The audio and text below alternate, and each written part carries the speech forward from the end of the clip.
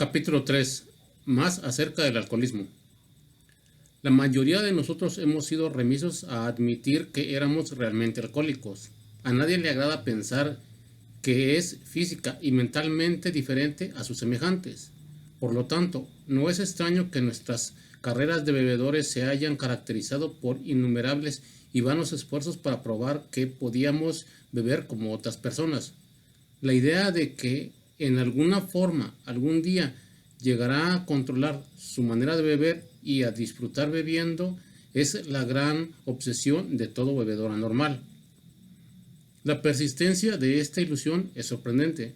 Muchos la persiguen hasta las puertas de la locura o de la muerte.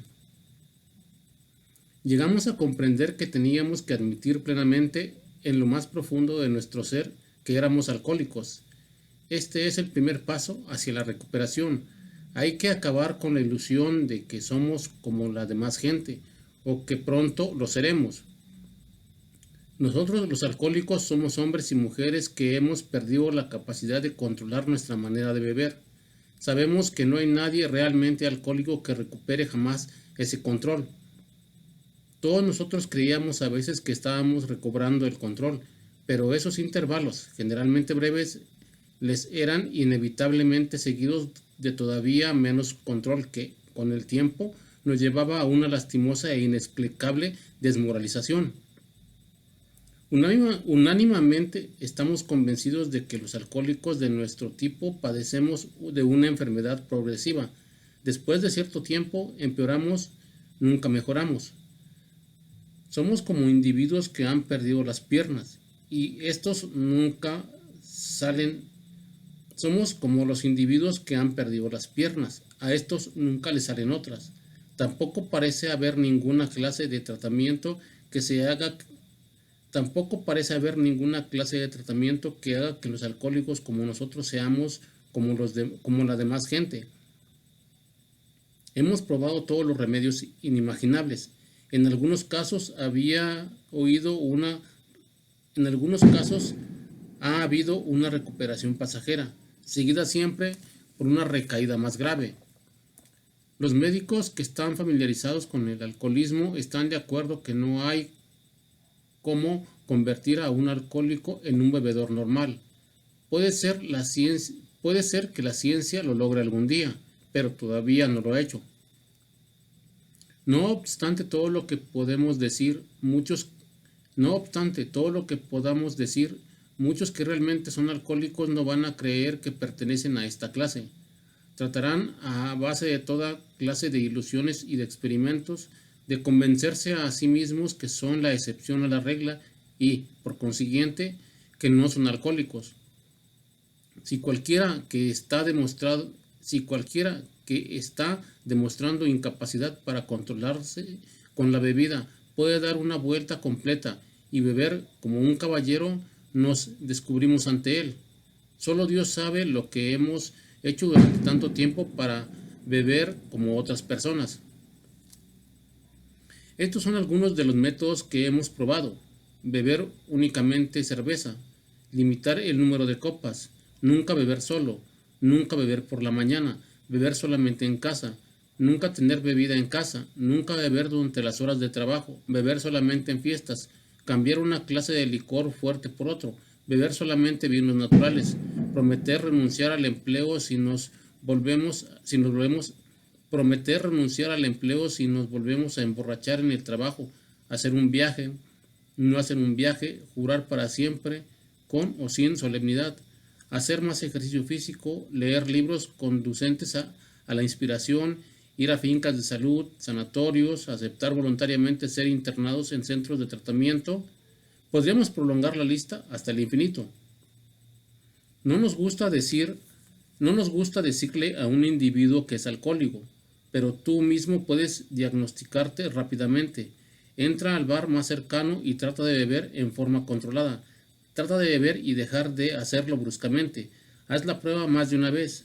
No tardarás mucho en poder decidir. Haz la prueba más de una vez. No tardarás mucho en poder decidir si eres honrado contigo mismo. Puede valer la pena sufrir una gran temblorida si con esto te das cuenta si con esto te das cuenta cabal de tu condición. Aunque no hay manera de comprobarlo, creemos que pudimos haber dejado de beber al principio de nuestras carreras de bebedores.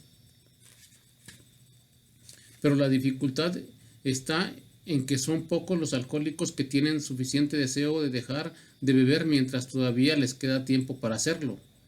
Hemos oído de algunos casos en que individuos con señales definidas de alcoholismo y debido a un irresistible deseo de hacerlo, pudieron dejar de beber por un largo periodo.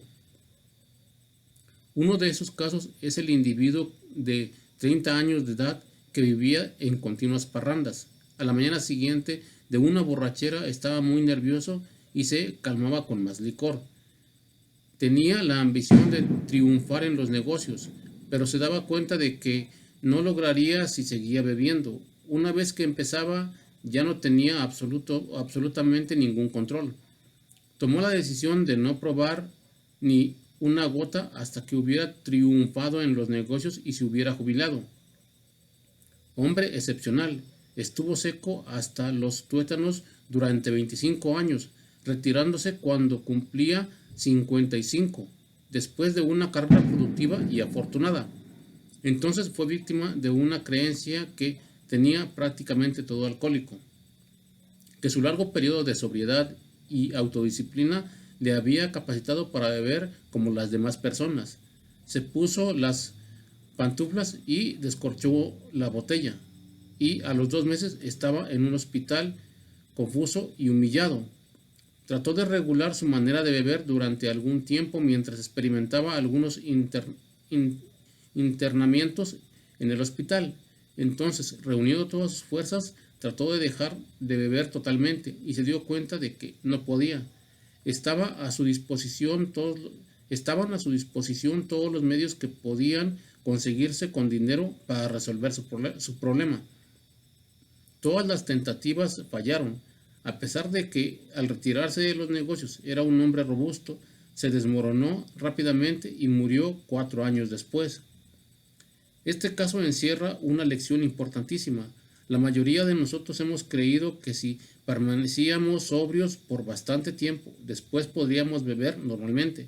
Pero aquí tenemos el caso de un individuo que a los 55 años se dio cuenta de que estaba exactamente donde se había quedado a los 30. Hemos visto esta verdad demostrada una y otra vez. Una vez alcohólico, alcohólico para siempre. Comenzando a beber después de un periodo de sobriedad, al poco tiempo estamos tan mal como siempre. Si estamos haciendo planes para dejar de beber, no debe haber reserva de ninguna clase, ninguna idea oculta de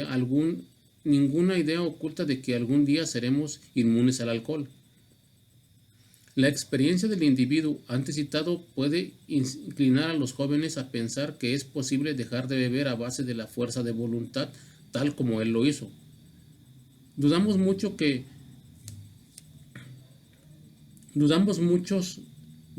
muchos puedan hacerlo porque ninguno querrá dejar de beber, y será muy raro el que lo haga, debido a la peculiar característica mental que ya se habrá adquirido.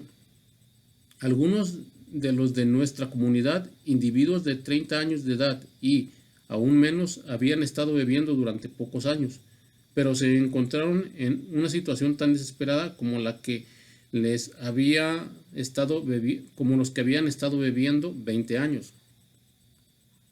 Para estar gravemente afectado no es necesario que uno haya estado bebiendo durante mucho tiempo, ni que beba tanto como lo hicimos algunos de nosotros. Esto es particularmente cierto en las mujeres.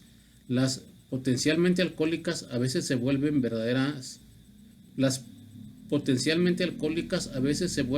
verdaderamente tales en unos cuantos años.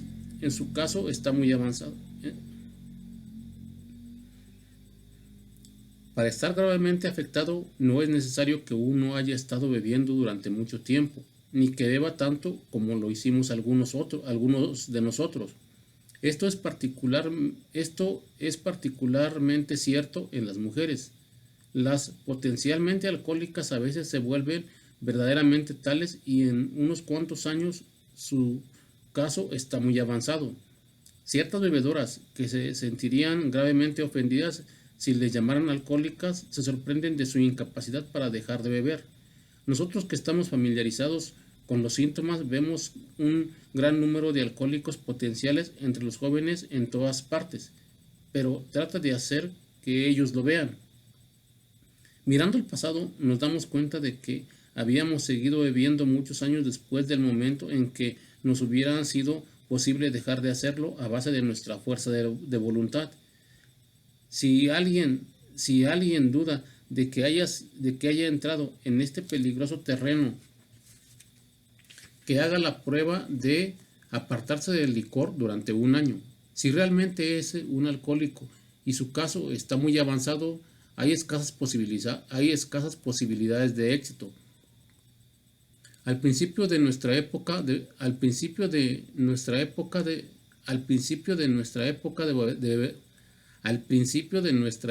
bebedores hubo ocasiones en que permanecimos sin beber por un año o más tiempo, para después transformarnos en serios bebedores.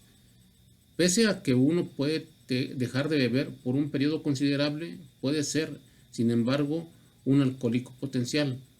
Creemos que pocos de los que sienten el llamamiento de este libro pueden permanecer sin beber durante un año. Algunos estarán borrachos al día siguiente de haber hecho sus resoluciones, la mayoría de ellos en unas cuantas semanas. Para los que no pueden beber con moderación, el problema consiste en cómo dejar de hacerlo totalmente. Nos suponemos, desde luego, que el lector quiere dejar de beber. El que la persona que está en estas condiciones puede dejar de beber sobre una base no espiritual depende del grado en que haya perdido el poder de elegir entre beber y no beber. Muchos de nosotros creíamos que teníamos mucho carácter. Existía siempre el tremendo apremio de dejar de beber. A pesar de esto, nos resulta imposible hacerlo. Esta es la característica desconcertante del alcoholismo. Tal como lo conocemos, es total incapacidad para dejar la bebida sin importar lo mucho o lo grande de la necesidad de hacerlo. ¿Cómo podremos entonces ayudar a nuestro lector a decidir a su propia satisfacción si es uno de nosotros? El experimento de dejar de beber por un tiempo ayudará, pero creemos poder hacer un servicio más grande a los que padecen del alcoholismo y tal vez incluso a la profesión médica. Por lo tanto, describiremos algunos de los estados mentales que proceden a la recaída en la bebida, porque obviamente este es el punto crucial del problema. ¿Qué clase de pensamiento predomina en el alcohólico que repite una y otra vez el desesperante experimento de la primera copa? Los amigos que han razonado con él después de una borrachera que lo han llevado hasta el punto de divorcio o la bancarrota se quedan desconcertados cuando lo ven ir directamente a la cantina. ¿Por qué lo hace? ¿En qué está pensando? Nuestro primer ejemplo es de un amigo a quien llamaremos Jim. Este individuo tiene una esposa y una familia encantadora. Heredó una lucrativa agencia de automóviles. Tiene una recomendable hoja de servicio de la Guerra Mundial. Es un buen vendedor y goza de simpatías generales. Es un hombre inteligente, normal hasta donde podemos ver, excepto por su índole nerviosa. No bebió hasta los 35. Al cabo de unos cuantos años se ponía tan violento cuando bebía que hubo necesidad de internarlo. Al salir del centro de tratamiento se comunicó con nosotros. Le hablamos de lo que sabíamos acerca del alcoholismo y de la solución que había hallado. Puso manos a la obra. Su familia se reunió nuevamente y empezó a trabajar como vendedor en el negocio que había perdido por las borracheras. Todo marchó bien por algún tiempo, pero él dejó de engrandecer su vida espiritual. Para su consternación, se emborrachó media docena de veces en rápidas sucesiones. En cada una de estas ocasiones trabajamos con él examinando cuidadosamente lo que había sucedido. En cada una de estas ocasiones trabajamos con él examinando cuidadosamente lo que había sucedido. Estuvo de acuerdo en que era un alcohólico y que su condición era grave. Sabía que se enfrentaba a otra estancia en el centro de tratamiento si seguía bebiendo. Más aún, perdería a su familia, por la que sentía un gran cariño. Pese a todo esto, volvió a emborracharse. Le pedimos que nos dijera exactamente cómo había sucedido. Esta es la historia. Fui a trabajar el martes por la mañana. Recuerdo que me sentí disgustado porque tenía que vender en un negocio del que éste había sido dueño. Crucé unas palabras con el patrón, pero no fue nada serio. Entonces decidí irme al campo en mi automóvil a ver un posible cliente. En el campo sentí hambre y me detuve en un lugar donde hay una cantina. No tenía intención de beber, solamente pensé en comerme un sándwich. También se me ocurrió que podía encontrar algún cliente en ese lugar ya conocido porque lo había frecuentado durante años. Me senté ante la mesa y pedí un sándwich y un vaso de leche. Todavía no pensaba en beber. Luego pedí otro sándwich y decidí tomarme otro vaso de leche. Repentinamente cruzó por mi mente la idea de que si le pidiese una onza de whisky, pusiese una onza de whisky a la leche, no podría hacerme daño, teniendo el estómago lleno. Pedí el whisky y se lo eché a la leche. Vagamente percibí que no estaba siendo muy vivo, pero me tranquilicé pensando que estaba bebiendo el licor con el estómago lleno. El experimento iba bien, pedí otro y lo eché en más leche. Esto no pareció molestarme y así que lo repetí. Así empezó para Jimmy un viaje más al centro de tratamiento. Existía ahora la amenaza del encierro, la pérdida de la familia y del empleo, sin mencionar el intenso sufrimiento físico y mental que la bebida le causaba para siempre. Se conocía bien como alcohólico. A pesar de esto, eran apartadas fácilmente todas las razones para no beber a favor de la disparatada idea de que podía tomar whisky si lo mezclaba con leche. Cualquiera que sea la definición precisa de la palabra, nosotros la llamamos simplemente locura. ¿Cómo puede llamarse de otro modo a semejante proposición en la capacidad para pensar crudamente? Puedes creer que este es un caso extremo.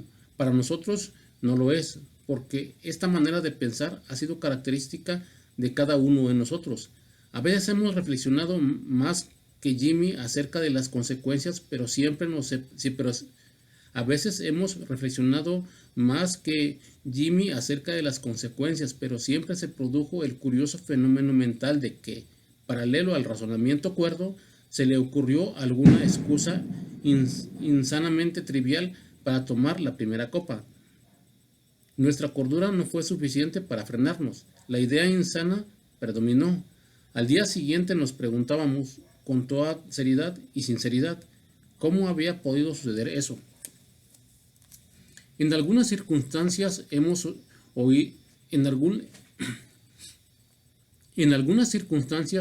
ido a emborracharnos deliberadamente, sintiéndonos justificados por el nerviosismo, la ira, la preocupación, la depresión, los celos o cualquier otra causa por el estilo. Pero aún tratándose de esta forma de empezar, estamos obligados a admitir que nuestra justificación por una bebetoria fue insensata. Pero aún tratándose de esta forma de pensar, estamos obligados a admitir que nuestra justificación por una bebetoria fue insanamente insuficiente, tomando en cuenta lo que siempre había pasado. Ahora vemos que cuando empezábamos a beber deliberadamente, en vez de casualmente, durante el periodo de premeditación, nuestra manera de pensar en lo que podía ser las terribles consecuencias era poco seria o efectiva. Con respecto a la primera copa, nuestro proceder es tan absurdo e incomprensible como el del individuo, Supongamos por caso que tiene la manía de cruzar a media calle. Siente cierto placer en saltar frente a los vehículos que van a gran velocidad. Durante unos años se divierte así, a pesar de las amistosas advertencias. Hasta aquí, tú lo calificarías como un tonto con ideas raras acerca de lo que es divertirse. Más tarde, la suerte lo abandona y es lastimado levemente. Varias veces Más tarde la suerte lo abandona y es lastimado levemente, varias veces seguidas. Pensarías que aquel individuo, si es normal, no lo vuelve a hacer. Al poco tiempo, sin embargo, reincide y esta vez sufre una fractura de cráneo. Después de una semana de salir del hospital, lo atropella un tranvía y se rompe un brazo. Te dice que ha decidido dejar de cruzar a media calle de una vez por todas, pero a las pocas semanas le rompen las dos piernas. A través de los años continúa esta conducta acompañada de sus promesas de ser cuidadoso y de alejarse de la calle del todo. Por fin, ya no puede trabajar, su esposa se divorcia de él y queda en ridículo ante todos. Trata por todos los medios inimaginables de quitarse de la cabeza la idea de cruzar a media calle. Se encierra en un centro de tratamientos con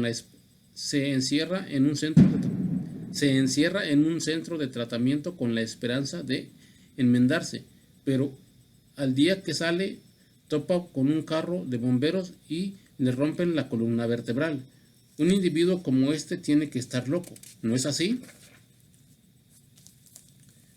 Puede parecer que nuestra ilustración es muy ridícula, pero ¿es así? Nosotros que hemos tenido experiencias agobiantes tenemos que admitir que si se sustituyera manía de cruzar a media calle por alcoholismo, la ilustración encajaría perfectamente en nuestro caso. Por muy inteligentes que hayamos demostrado ser en otros aspectos, en lo concerniente al alcohol hemos sido extrañamente dementes. Este es el lenguaje fuerte, pero ¿no es cierto? Algunos de ustedes estarán pensando, sí, lo que dices es cierto. Pero no del todo aplicable. Admitimos que tenemos algunos de estos síntomas, pero no hemos llegado a los extremos que ustedes llegaron, ni parece que llegaremos, porque nosotros nos comprendemos también. Después de lo que nos dijiste, que tales cosas no podrán volver a suceder. Nos hemos perdido todo en la vida por la bebida y, desde luego, no tenemos la intención de que así suceda. Gracias por la información. Eso puede ser cierto si las personas que lo dicen no son alcohólicos. Esto puede ser cierto si las personas que lo dicen no son alcohólicas, quienes, a pesar de estar bebiendo tontamente y con exceso, pueden moderarse porque su cerebro y su cuerpo no se han dañado como pasó con los nuestros. Pero el que es efectiva y potencialmente alcohólico, con casi ninguna excepción, será absolutamente incapaz de dejar de beber a base del conocimiento de sí mismo. Este es un punto que queremos enfatizar y reenfatizar para que les entre bien en la cabeza a nuestros lectores alcohólicos, así como nos ha sido revelado a nosotros a través de la amarga experiencia. Pasemos a otra ilustración. Fred es socio de una bien conocida empresa de contabilidad. Sus entradas son buenas, tiene un magnífico hogar, está casado felizmente y es padre de muchachos prometedores en edad de la universidad. Tiene una personalidad muy atractiva que hace amistad con todos. Ha sabido un hombre de negocios, si ha habido un hombre de negocios próspero, Fred lo es, según si ha habido un hombre de negocios próspero, Fred lo es. Según todas las apariencias, es un individuo estable y bien equilibrado. A pesar de todo esto, Fred es un alcohólico. Lo vimos por primera vez hace un año en el hospital, al que había ido a recuperarse de un tembloroso ataque de nervios. Era la primera experiencia de esa clase y estaba muy avergonzado de lo que le pasaba. Lejos de admitir que era alcohólico, se decía a sí mismo que había ido al hospital al descansar de sus... Era su primera experiencia de esa clase y estaba muy avergonzado de lo que le pasaba. Lejos de admitir que era alcohólico, se decía a sí mismo que había ido al hospital a descansar de sus nervios. El médico le indicó con firmeza que podía estar peor de lo que creía. Durante unos días se sintió deprimido por su condición. Tomó la resolución de dejar de beber totalmente. Nunca pensó que tal vez no lo pudiera hacer, a pesar de su carácter y de su posición. No creía ser alcohólico y mucho menos aceptaba un remedio espiritual para su problema. Le dijimos lo que sabíamos acerca del alcoholismo. Se interesó y concedió que tenía algunos de esos síntomas, pero distaba mucho de admitir que no podía hacer nada por sí mismo. Estaba convencido de que esta humillante experiencia, unida a los conocimientos que había adquirido, lo mantendrían sobrio el resto de su vida. El conocimiento de sí mismo lo arreglaría todo. No volvimos a oír de Fred por algún tiempo. Un día nos dijeron que había regresado al hospital. Esta vez estaba muy tembloroso. Pronto indicó que estaba ansioso de vernos. La historia que nos contó es sumamente instructiva, porque se trata de un individuo absolutamente convencido de que tenía que dejar de beber, que no tenía ninguna excusa para beber, que demostraba un juicio y una determinación espléndidos en todos sus asuntos, pero que, a pesar de todo esto, era impotente ante su problema. Dejemos que sea él quien te lo cuente. Me impresionó mucho lo que ustedes dijeron acerca del alcoholismo y francamente no creí posible que yo volviera a beber. Aprecié en algo sus ideas sobre la sutil demencia que procede a la primera copa, pero tenía confianza en que no me podía suceder a mí después de lo que ya sabía. Razoné que mi caso no estaba tan avanzado como los de la mayoría de los Razoné que mi caso no estaba tan avanzado como los de la mayoría de ustedes, que había tenido un éxito excepcional en vencer mis otros problemas personales y que, por consiguiente, también tendría un buen éxito donde ustedes habían fallado.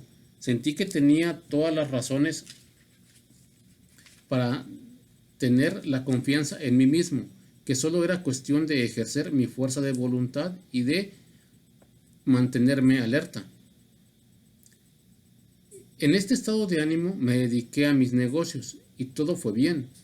No tenía dificultad en rehusar las copas que me brindaban y empecé a pensar si yo no había estado complicando un asunto tan sencillo. Un día fui a Washington para presentar unos comprobantes de contabilidad en un departamento de gobierno. Ya me había ausentado con anterioridad durante este periodo de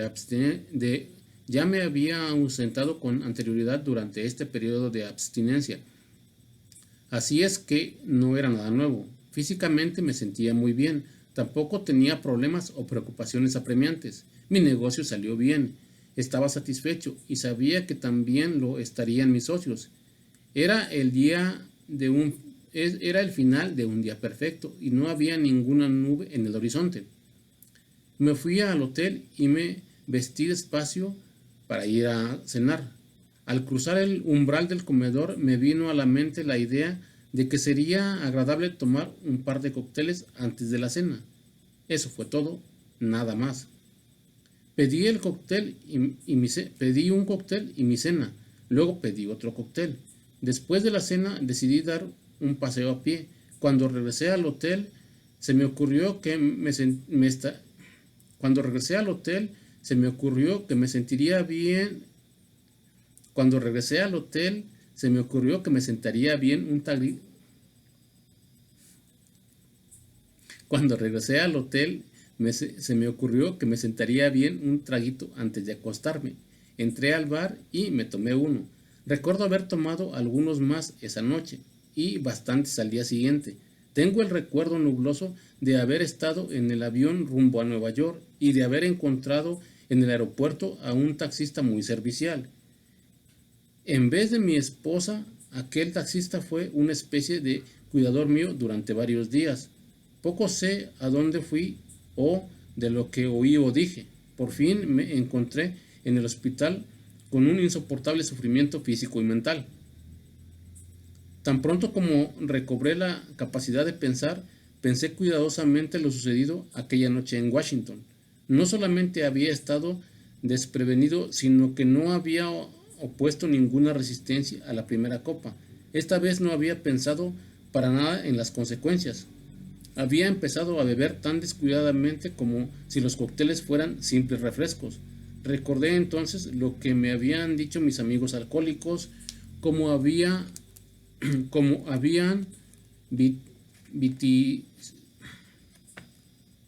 había empezado a beber tan descuidadamente como si los cócteles fueran simples refrescos.